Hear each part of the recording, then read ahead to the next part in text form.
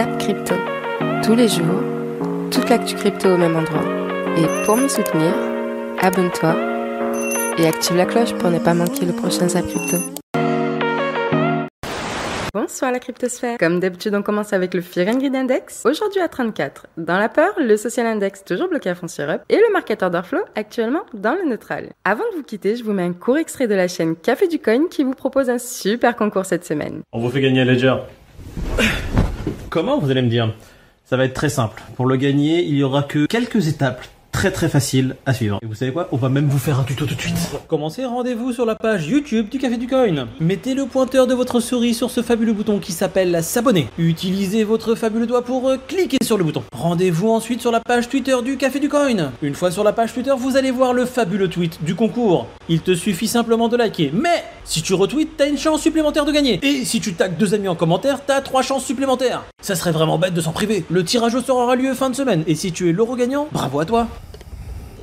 N'hésitez pas à participer, qui ne tente rien n'a rien. Je vous souhaite une excellente vidéo. C'était Zap Crypto.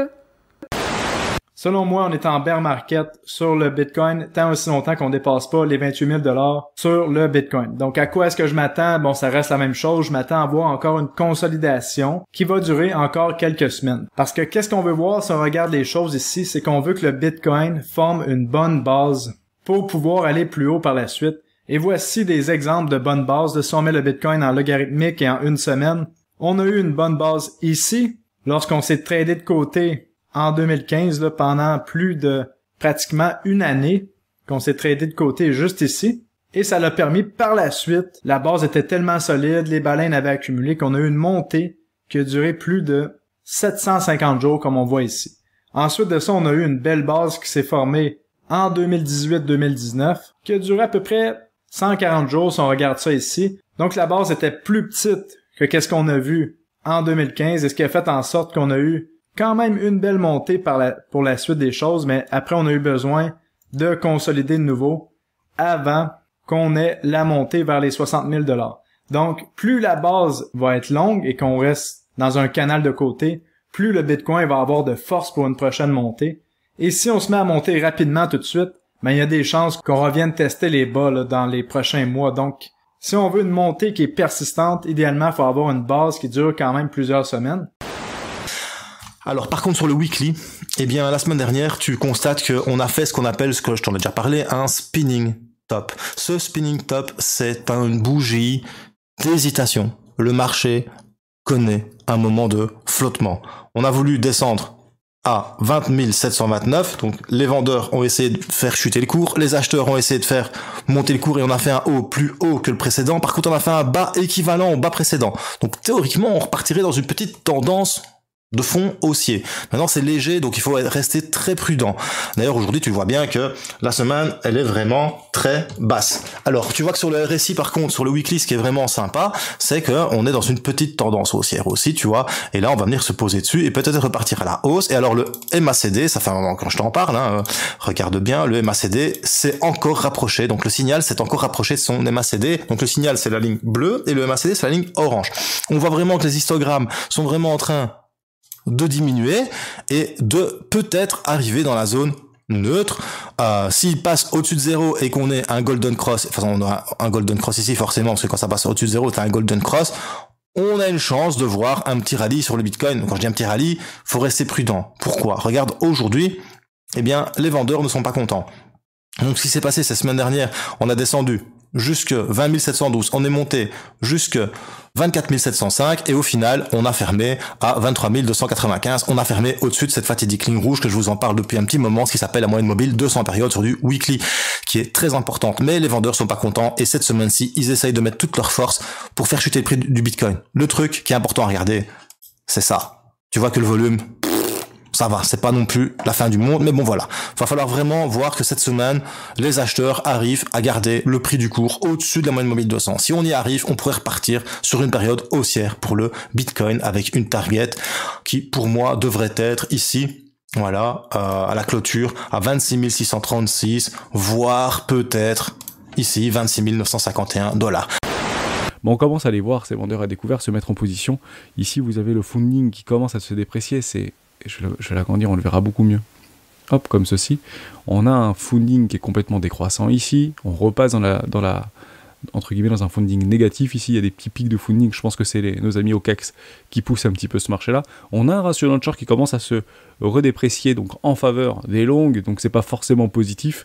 Néanmoins, on a quand même un funding qui est re-rentré dans le négatif au niveau de Binance. Donc c'est jamais des mauvaises choses, donc on peut continuer ce tout petit rallye haussier, et pourquoi pas en réalité tout dégommer par le nord. C'est à peu près ce qu'on essaye de viser dans ce rallye d'été. Ce serait potentiellement catalysé par deux choses. La première chose, c'est que fait le marché américain.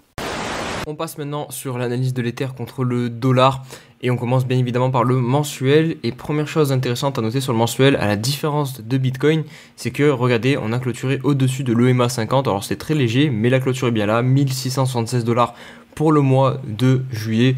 Donc ça c'est un poil plus positif donc, que sur le Bitcoin. Maintenant on s'approche quand même d'un gros niveau de résistance. Alors on le voit tout de suite, hein, c'est pas très compliqué. Déjà on a une première mèche ici, on a une clôture. Donc voilà, niveau de résistance potentiellement. Ici on allait trouver des vendeurs sur la zone des 2000$. Ensuite, on a toutes ces mèches ici. Et enfin, on a surtout l'ouverture de la bougie baissière de juin 2022. Donc, c'est marqué ici 1900$. Open mensuel crash. Donc, vous voyez, on n'est plus très loin de ce niveau-là. C'est le niveau des 1900$. Et on va voir en affinant un petit peu plus, en descendant sur l'hebdomadaire, que oui, il y a vraiment bien un niveau de résistance sur ces 1900-1700$. Juste avant de passer sur l'hebdomadaire, je vous montre rapidement où on se trouve au niveau Fibonacci du dernier mouvement baissier, donc celui-ci qui commence à 3500 et qui termine pour l'instant à 900-800$ et quelques à peu près. Donc regardez, le premier arrêt se trouve pile aussi sur ce niveau des 1900$. Donc clairement les 1900$, il faut bien les avoir en tête sur l'Ether. C'est vraiment une zone de forte résistance puisqu'on aura un premier arrêt Fibonacci et surtout, bien, je vous l'ai montré, un niveau où le cours a réagi pas mal de fois dans le passé. On peut voir ici sur FTX, bah regarde-moi ça. C'est pour ça que depuis plusieurs jours, il y a des liquidations plus sur le TH parce que les gens, ils ont ouvert beaucoup plus de contrats sur le TH, c'est fou. Et si on regarde ici sur nos petits amis, eh ben, c'est beaucoup moins du Chicago Mercantile Exchange, qui est une des plus grosses places de futur des professionnels au monde. On peut voir que eux, ils sont un peu plus modérés, ils sont un peu plus sur la défense. Tandis que nos petits poissons comme toi ou moi, bam, c'est la folie sur le TH. C'est pour ça que c'est en train de punir. Et donc on fait attention parce que là, le TH, il n'a pas trop puni. S'il voudrait punir, peut-être qu'il va faire coucou à Robert. Coucou à Robert ici. Robert, il risque de tenir parce que c'est quand même bien puissant. Et bam, et repartir. C'est une possibilité. Vous avez vu que les marchés sont assez capricieux. On sent que c'est balancé. Hier, on a eu le SP500 qui a terminé à moins 0,7, le Nasdaq à moins 0,3 et le Dow Jones à moins 1,23%. Mais on sent que les choses sont tendues. On a un contrôle des enchères qui est partagé. La raison est la suivante, on a des nouvelles qui sont toujours entre deux. On a eu hier Pelosi, qui est la présidente de la Chambre des représentants aux États-Unis, qui s'est rendue à Taïwan. Et ce n'est pas du tout apprécié par les Chinois. Ils avaient pourtant averti Biden qu'ils ne voulaient absolument pas qu'elle vienne. C'est une atteinte à leur souveraineté, ils disent. Et malgré cela, elle est venue. Alors, ça crée encore plus de tensions déjà qu'il n'y en ait entre la Chine et les États-Unis. Et le compte-rendu officiel de la réunion en Chine a même dit « Ceux qui jouent avec le feu en périront ». Alors là, je vous le dis, c'est vraiment tendu. Il y a même des exercices militaires avec des tirs réels qui se font de par la Chine aux alentours de Taïwan. Ils font une démonstration de force et on le ressent un petit peu sur les marchés. Hier, on a également eu les responsables de la Fed qui ont dit que peut-être les marchés avaient mal interprété le discours de Jérôme Powell. En effet, on a même James Bullard, qui est le président de la Fed à Saint-Louis, qui a dit qu'il allait falloir continuer de combattre l'inflation, tel qu'on a commencé à le faire, parce que pour l'instant, les chiffres ne sont pas encore assez bons. Et il a suggéré qu'on remontait d'ici la fin de 2022 sur du 3,75 voire du 4% de taux d'intérêt, sachant qu'aujourd'hui, après les 4 premières remontées de taux, on est entre 2,25 et 2,50. Et nous, pendant ce temps-là, on a notre Banque Centrale Européenne qui enfonce des portes ouvertes en disant qu'elle préfère les central bank digital currencies au Bitcoin. C'est tellement étonnant comme de penser ça avec parce que avec vous savez, les CBDC, hein, donc sont des cryptos, hein, c'est des cryptos complètement contrôlés par les États, qui vont être... tous les États vont émettre, je pense, leur CBDC, en tout cas toutes les régions. Je pense qu'on aura un dollar digital, un euro digital, un yuan digital. Et puis, ça va permettre d'interagir. Je pense qu'il n'y aura plus une monnaie de réserve dans le prochain système monétaire, qu'on aura une institution comme la Bank of International Settlement ou le FMI qui agiront comme une chambre de compensation entre toutes ces monnaies.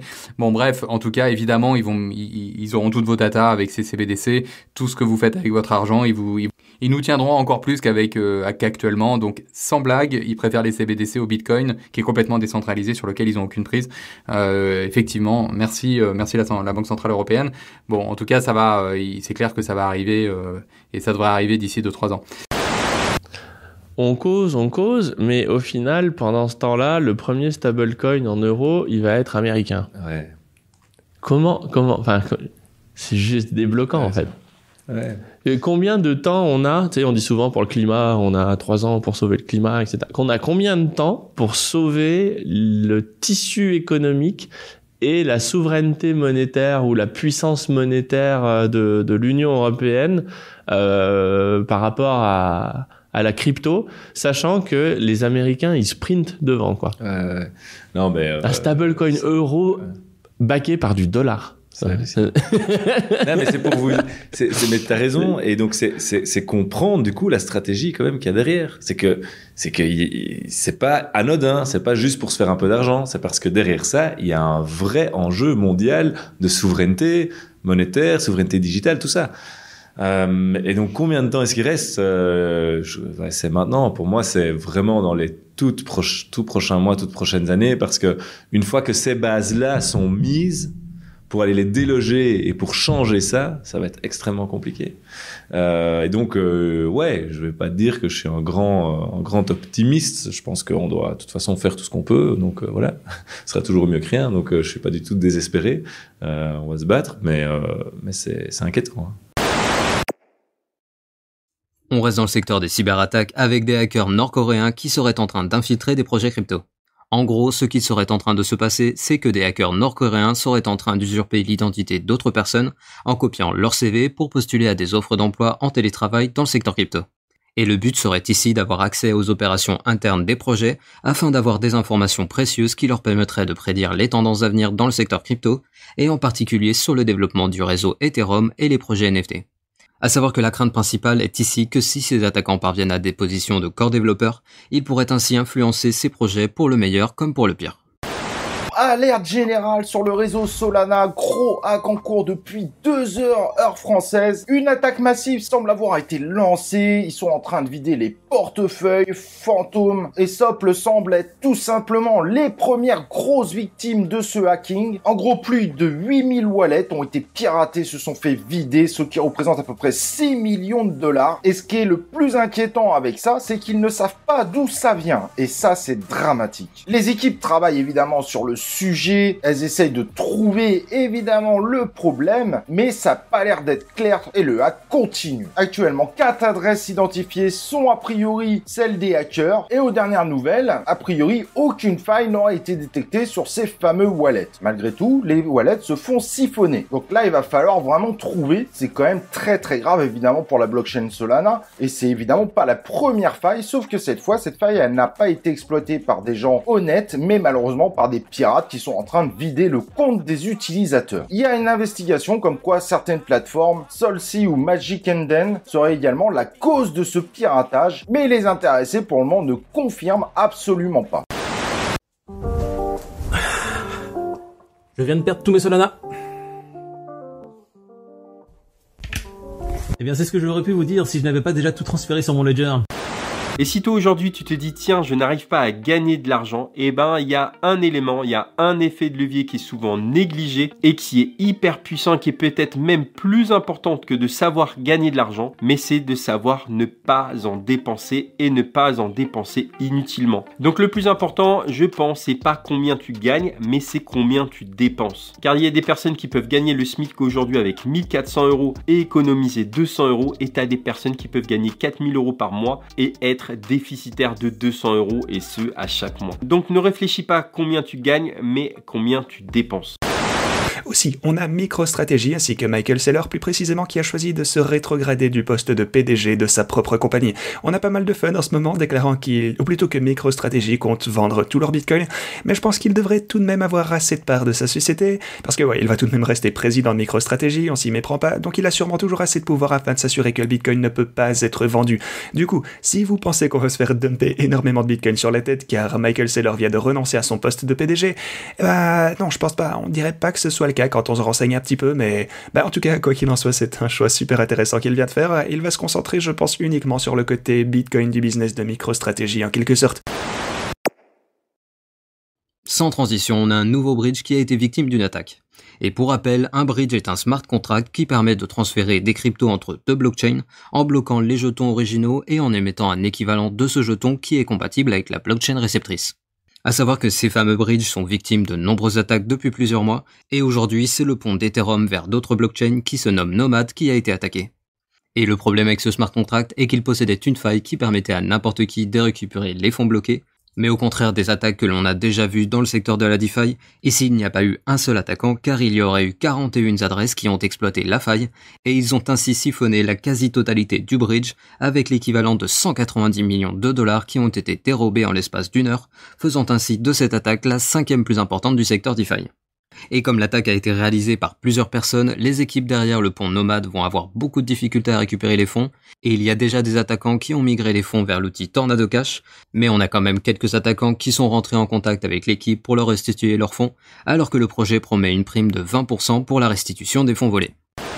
On va parler des Soulbound tokens qui vont être utilisés par la plateforme Binance. Alors Binance va les introduire simplement pour renforcer le KYC. Pour toute personne qui a fait un KYC sur sa plateforme, ils se verront attribuer normalement un Soulbound token qu'ils appellent BAB. Ça signifie tout simplement Binance Account Bound. Mais ce qui est intéressant, c'est qu'à travers cette news, Binance le dit clairement. Elle voit les Soulbound tokens comme une technologie d'avenir. Binance l'indique très clairement, il va essayer de trouver toutes les applications les plus intéressantes au travers de cette technologie. Et pour continuer sur Binance, dernière info avant de terminer cette vidéo, une news qui disait que depuis le KYC, Binance avait perdu à peu près 90% de ses utilisateurs. CZ avait clairement dit dans un tweet que c'était totalement faux, alors oui.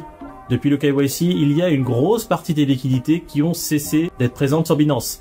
Il s'agissait évidemment des liquidités qui étaient, entre guillemets, illégales. Néanmoins, Binance, à travers CZ, relativise en disant que la liquidité créée et générée par les personnes qui sont là à faire des trades quotidiens et à utiliser sa plateforme contrebalance très fortement toute cette liquidité qui a été perdue, considérée comme illégale. Évidemment, si vous êtes là pour blanchir de l'argent une fois que votre identité doit être connue, vous ne pouvez pas opérer aussi facilement qu'avant. La première banque d'actifs numériques au monde va offrir le stacking de Cardano. Ça se passe en Suisse, c'est Signum Bank qui annonce avoir étendu son offre de staking de qualité bancaire pour inclure Cardano, actuellement la 8e plus grande crypto-monnaie. Alors, ce qui est bien avec cette plateforme, c'est que les clients peuvent stacker Cardano de manière pratique et sécurisée via la plateforme de qualité institutionnelle de la banque pour générer les récompenses de mise de staking. Selon un communiqué de presse, Cardano rejoint le portefeuille en pleine expansion des protocoles de staking de qualité bancaire, ce qui veut dire que ça va être pour les institutionnels ou alors les personnes normales. En tout cas, Signum possède Ethereum 2.0, ICP, donc Internet Computer Protocol, qui s'est mangé une grosse claque depuis sa sortie, Tezos, et maintenant ils viennent d'ajouter le Cardano, donc c'est plutôt sympa. Maintenant voilà, personnellement, tu veux stacker du Cardano, tu prends Daedalus, tu prends tes Cardano, tu les envoies dessus, tu les délègues à une pool, et t'as tes 6% bro. Donc je vois pas pourquoi passer par une banque, mais bon voilà, pour les commandes mortelles, c'est plus facile de passer par une banque. Donc après en passant, c'est un article de Cryptos, ça c'est assez hallucinant. C'est justement dans le monde des crypto-influenceurs, c'est que il y a un crypto-influenceur que je connaissais pas qui s'appelle CryptoGouv, qui est parti avec la caisse, qui est parti avec 3 millions d'euros de ses abonnés. Donc petite alerte un peu sur tout simplement les crypto-influenceurs qui demandent de l'argent justement et qui ont souvent des choses à vendre. Vraiment, faut faire attention. Je connaissais pas, il y a eu cette arnaque. Donc si vous connaissez, j'espère que vous faites pas partie de ces personnes qui se sont fait flouer tout simplement. Sinon, aujourd'hui, une petite bonne nouvelle là, pour ceux qui veulent aller boire un coup. Bitcoin Meetup au Soft Bar, donc ce soir, 43 rue Saint-Sauveur à Paris. Donc vous le voyez, un mercredi à partir de 18h, on vous attend. Hein. Moi je vais y aller normalement, hein, si j'ai un peu moins mal aux dents, donc ça va un petit peu mieux. Mais voilà, il y aura du monde sûrement là-bas. J'espère que je vais retrouver mes amis peut-être de Crypto Tagine, j'espère, hein, et puis d'autres évidemment. On a beaucoup de gens. Vous savez, c'est bien d'aller dans les réunions comme ça. Allez-y, parce que si vous êtes débutant dans les cryptos, tout ça, bah vous allez apprendre plein de choses. Et puis ils sont pas comme partout au monde, ce sont pas des sauvages. Ce sont des gens qui ils vont pas vous parler que de crypto. Si vous voulez parler que de crypto, parlez que de crypto. Mais vous avez des gens qui vont vous parler de tout. Vous pouvez emmener les gens sur d'autres sujets, évidemment que c'est un lieu pour rencontrer les gens, en revanche, qui sont des amoureux de la crypto, du Bitcoin, et puis aussi d'autres cryptos. Hein, y a pas que des gens du Bitcoin qui sont des maximalistes, comme on dit, et qui crachent sur tout le reste. Il y a un petit peu de tout, hein. Le monde est comme ça, hein, et puis on respecte tout le monde. Voilà, allez. Le projet Voxy est l'un des projets les plus novateurs et original ouverts au public en ce moment. Un écosystème florissant et actif. Le projet a un avenir passionnant et potentiellement lucratif sur le marché. Il inclut de manière fantastique les NFT Voxy et possède une tokenisation raffinée et intuitive. L'équipe derrière ce projet est composée de personnes ayant travaillé sur des projets tels que Assassin's Creed, Far Cry et même Harry Potter. Il s'agit d'un projet authentique et solide avec une longévité garantie. L'équipe a un horizon de temps long terme, ce qui lui permet de créer un produit légitime, cherchant à attirer les utilisateurs et investisseurs de l'écosystème Voxy. Voxy Tactique est un jeu tactique au tour par tour, profondément stratégique, qui est joué avec l'utilisation des actifs NFT Voxy. Je voulais maintenant vous parler de Socios. Donc Socios, vous connaissez tout l'écosystème Chiliz, Socios, etc. C'est très lié aux fan tokens. Donc ces tokens que les clubs de foot utilisent pour un certain nombre de choses, pour communiquer davantage avec leurs fans. C'est un moyen de donner un pouvoir, même si c'est pas énorme, à leurs fans. Par exemple, ils font des sondages, ils font un certain nombre de choses où il faut posséder les fan tokens pour en profiter. Et ben Chiliz, en fait, via Socios, vient d'investir 100 millions de dollars dans le studio, on va dire, de création de contenu numérique du FC Barcelone. Donc 100 millions de dollars pour pouvoir produire encore davantage de NFT, de solutions, on va voir tout ce qu'ils pourront faire avec ce projet, mais on voit bien que Chiliz, ils ont énormément d'argent, ils se développent de plus en plus, ils sont même en train d'aller au-delà de l'univers sportif, et c'est vraiment un projet qui est impressionnant par leur capacité vraiment à démarcher de nouveaux partenaires, à pouvoir acheter des partenariats, mais en tout cas c'est quelque chose qui vraiment fonctionne bien en ce moment. Alors, ce zap t'a plu ? Dis-moi en commentaire quelle est l'actu qui t'a le plus intéressé. Et si tu as manqué les actus d'hier, retrouve juste ici le zap crypto de la veille.